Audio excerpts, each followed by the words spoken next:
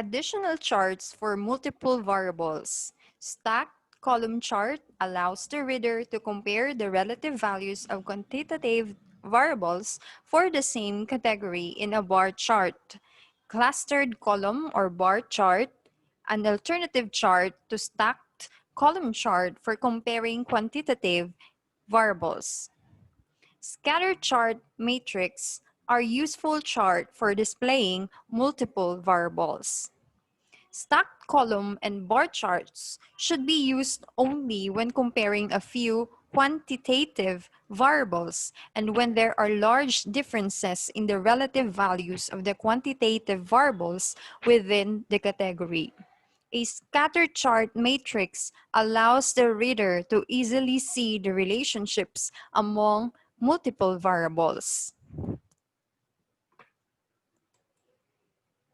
To create the stacked column chart shown in this figure, we use the following steps. Step 1, select cells A3 to C14. Step 2, click the Insert tab on the ribbon. Step 3, in the Charts group, click the Insert Column Chart button. Click the Stacked Column button under the 2D column.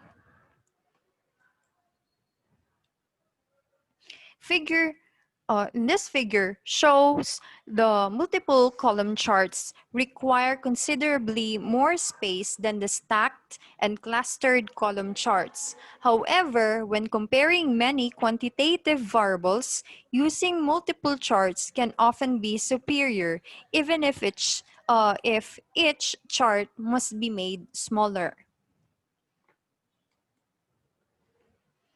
Table 3.12 contains a partial listing of the data for each of New York City's 55 suburbs or destination of a community within New York City.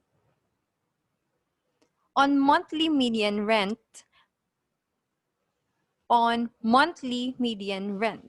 percentage of college graduates, poverty rate, and mean travel time to work.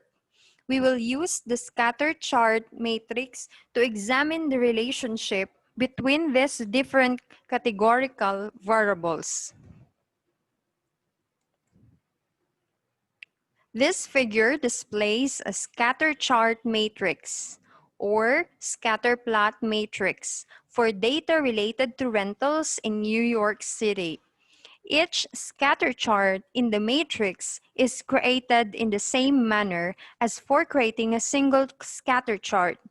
Each column and row in the scatter chart matrix corresponds to one categorical variable. For instance, row 1 and column 1 in figure 3.27, or in this figure, correspond to the median monthly rent variable.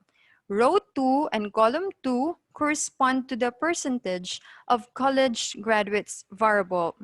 Therefore, the scatter chart shown in the row 1, column 2 shows the relationship between median monthly rent on the y-axis and the percentage of college graduates on the x-axis in New York City suburbs. The scatter chart shown in row 2, column 3, shows the relationship between the percentage of college graduates on the y-axis and poverty rate on the x-axis. This figure allows us to infer several interesting findings. Because the points in the scatter chart in row 1, column 2 generally get higher moving from left to right.